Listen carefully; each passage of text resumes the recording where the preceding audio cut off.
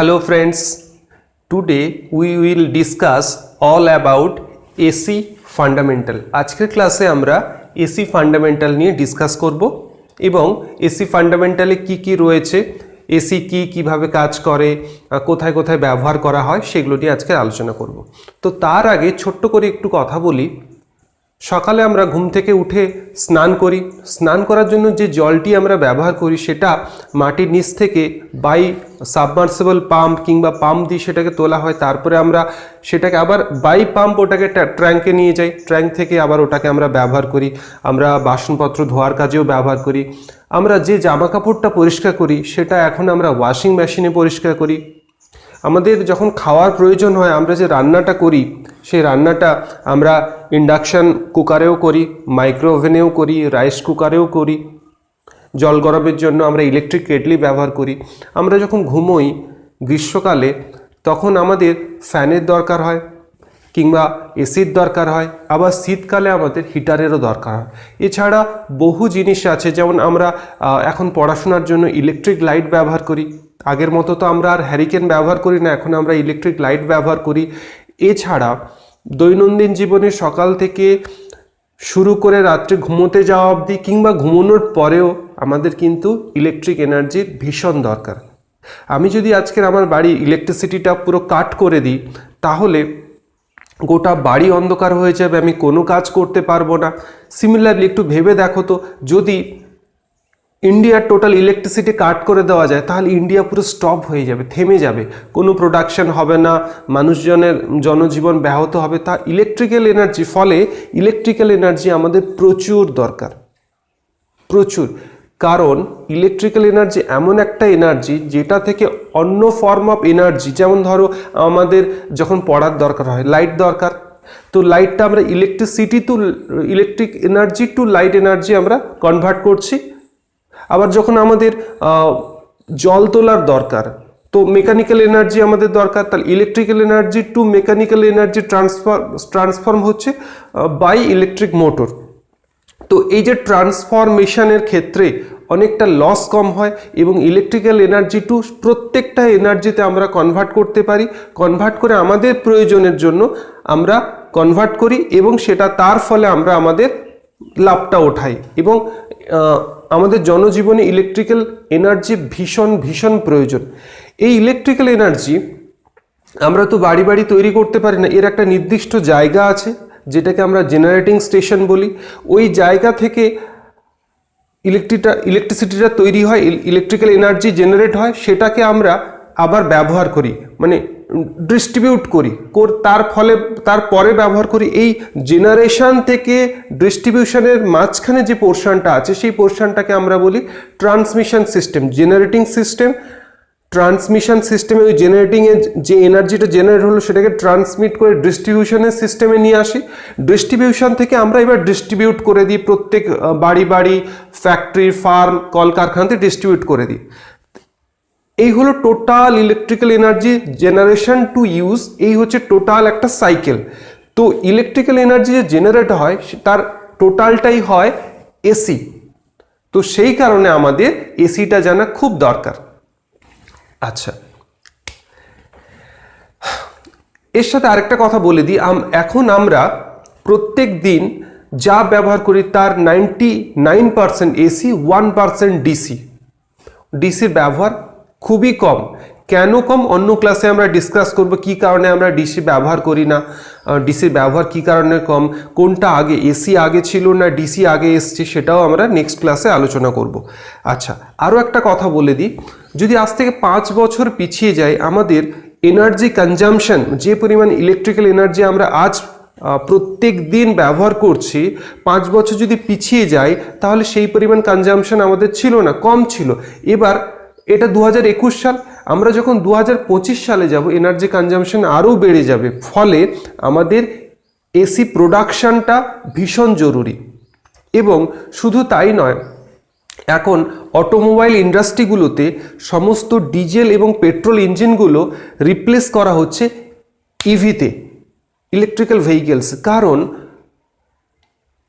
Diesel, petrol, কোল সব কিছু natural gas সব কিছু কিন্তু একটা লিমিটেড স্টক আছে, আমরা চাইলে সেটাকে বাড়াতে পারি না। তাই সমস্ত ইঞ্জিনগুলোকে আমরা ইলেকট্রিক্যাল এনার্জিতে সাবস্টিটিউট করতে চাইছি এবং চলেছি, এবং এখন অটোমোবাইল ইন্ডাস্ট্রিগুলো বেসড হয়ে যাচ্ছে ইলেকট্রিক্যাল এবং ইলেকট্রনিক্স মানে সেমিকন্ডাক্টরের উপরে টোটালি বেসড হয়েছে, এবং প্রচুর অ্যাপ্লিকেশন অটোমোবাইল সেক্টরে প্রচুর ইলেকট্রনিক্স এবং ইলেকট্রিক্যাল অ্যাপ্লিকেশন পরপর শুরু হয়ে গেছে। সেই কারণে আমাদের এসিটা জানা খুব দরকার। এই এসিটা ক্লাস 12 সায়েন্সের 6 নাম্বার চ্যাপ্টার এসি ফান্ডামেন্টাল পড়তে হবে। আইটিআইয়ের ইলেকট্রিশিয়ান কোর্সেও এসি ফান্ডামেন্টাল রয়েছে, ডিপ্লোমার কোর্সেও এসি ফান্ডামেন্টাল রয়েছে, বিটেকের কোর্সেও এসি ফান্ডামেন্টাল রয়েছে। ফলে প্রত্যেকটা কোর্সের ভেতরে এসি ফান্ডামেন্টাল ঢোকানো হয়েছে এবং এসি ফান্ডামেন্টাল ভীষণ ইম্পর্ট্যান্ট। গেটের প্রিপারেশন হোক, হায়ার স্টাডিজের প্রিপারেশন হোক, আইইএস এর প্রিপারেশন হোক, সব ক্ষেত্রে কিন্তু এই বেসিক ফান্ডাটা খুবই দরকার। সমস্ত স্ট্রাকচার কিন্তু, সমস্ত ইলেকট্রিসিটির টোটাল স্ট্রাকচার কিন্তু এসি ফান্ডামেন্টালের উপর দাঁড়িয়ে আছে। এসি ফান্ডামেন্টাল হলো building blocks of electricity or electrical energy. তো অনেক কথা হলো, এবার এই এসি ফান্ডামেন্টালের ভেতরে, এই মডিউলটার ভেতরে আমরা কি কি জিনিস স্টাডি করব তার একটা ওভারভিউ একটা তোমাদের দিচ্ছি। তো this is the introductory class of AC fundamental. আজকের জাস্ট ইন্ট্রোডাকশন, এই এসি ফান্ডামেন্টালের ভেতরে আমাদের কি কি জিনিস স্টাডি করতে হবে, কোন কোন জিনিসগুলো ইম্পর্ট্যান্ট, তাদের কি কি প্রয়োজন আছে, আজকে আমরা সেইটা নিয়ে স্টাডি করব। নেক্সট ক্লাসে আমরা মডিউলের ভেতরে এন্টার করব, ঠিক আছে? এবং এই মডিউলটাকে এমন একটা ব্যান্ডউইথে রেখেছি যাতে যে ক্লাস 12 স্টাডি করছে সেও ওখান থেকে স্টাডি করতে পারে, যে আইটিআই, যে বিটেক এবং হায়ার স্টাডিজ প্রত্যেকের জন্য রয়েছে। এই ব্যান্ডউইথটা এমনভাবে তৈরি করা হয়েছে এবং প্রত্যেকে এর মধ্যে থেকে স্টাডি করতে পারবে, ঠিক আছে? আচ্ছা, এসি ফান্ডামেন্টালে আমরা প্রথমে যেটা স্টাডি করব সেটা হলো generation of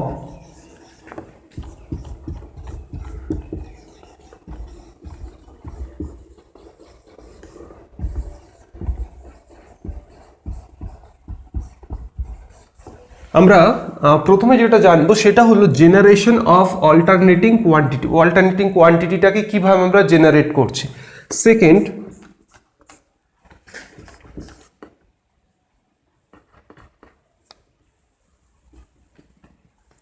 some definition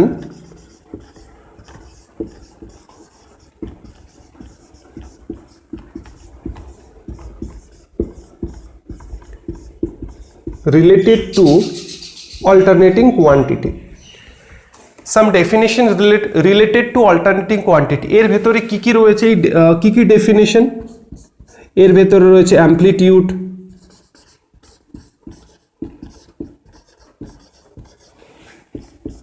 instantaneous value,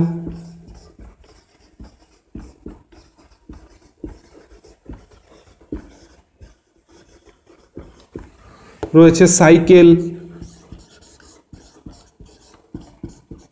time period, frequency,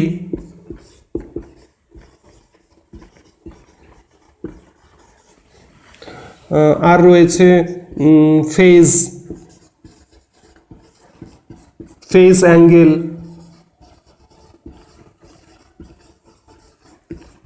phase difference,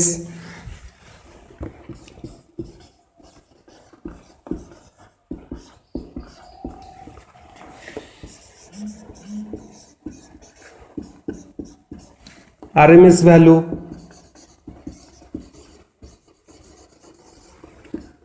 average value,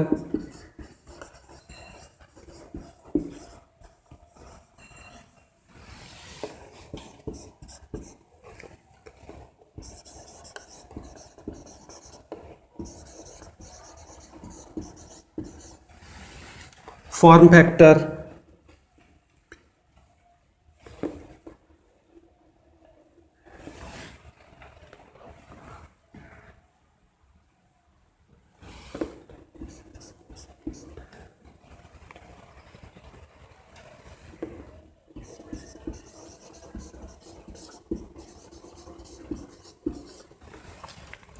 তো সাম ডেফিনেশন রিলেটেড টু এসি। এসির পড়তে গেলে যে কিছু কিছু প্যারামিটার বলো বা ডেফিনেশন পড়তে হবে, সেগুলো হলো অ্যাম্প্লিটিউড বা ম্যাক্সিমাম ভ্যালু পড়বো, ইনস্ট্যান্টেনিয়াস ভ্যালু পড়বো, what is cycle, what is time period, what is frequency, what is phase angle, what is phase difference, RMS value, average value, form factor, peak factor, এগুলো আমরা study করব। এরপরে আমরা যেটা চলে যাব phasor representation of AC. Phasor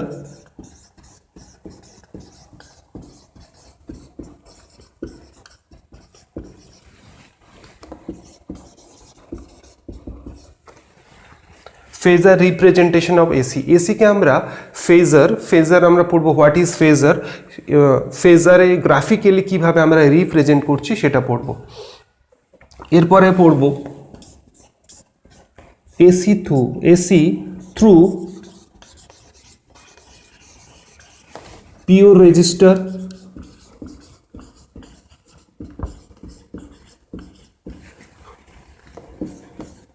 pure capacitor and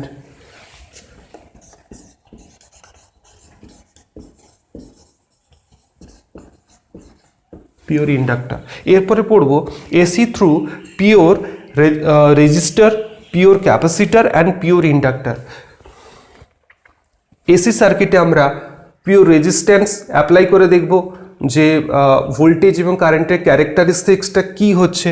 pure capacitor, AC সার্কিটে pure capacitor connect করে দেখব ভোল্টেজ এবং কারেন্টের ক্যারেক্টারিস্টিক্সটা কী, এবং পিওর ইন্ডাক্টরও কানেক্ট করে দেখব যে পিওর ইন্ডাক্টরের ক্ষেত্রে ভোল্টেজ এবং কারেন্টের ক্যারেক্টারিস্টিক্সটা কী হচ্ছে। এরপরে এর সাথে আমরা পাওয়ারও পড়ে নেব। আচ্ছা, এবারে উপর একটু মুছে দিচ্ছে।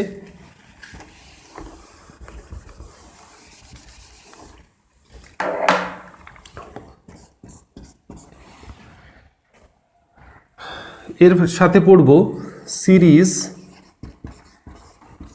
RLC circuit and parallel RLC circuit। এরপরে আমরা যেটা পড়ব সেটা হলো series RLC circuit, a circuit which contains resistance, inductance and capacitance which are connected series। সেই সার্কিটের ক্ষেত্রে ভোল্টেজ এবং কারেন্টের ওয়েভফর্ম কেমন হচ্ছে, ভোল্টেজ এবং কারেন্টের ক্যারেক্টারিস্টিক্স কেমন হচ্ছে এবং পাওয়ার কি আসছে সেগুলোও স্টাডি করব।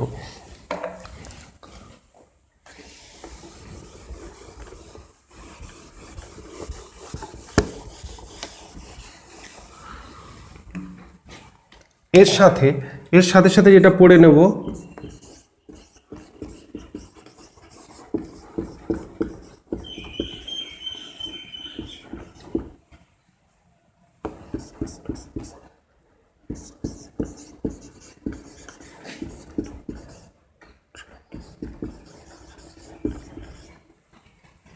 এর সাথে সাথে যেটা আমরা পড়ে নেব সেটা হলো ভোল্টেজ ট্রায়াঙ্গেল পড়ে নেব, পাওয়ার ট্রায়াঙ্গেল পড়ে নেব, ইম্পিডেন্স ট্রায়াঙ্গেল পড়ে নেব, হোয়াট ইজ ইম্পিডেন্সও পড়ে নেব।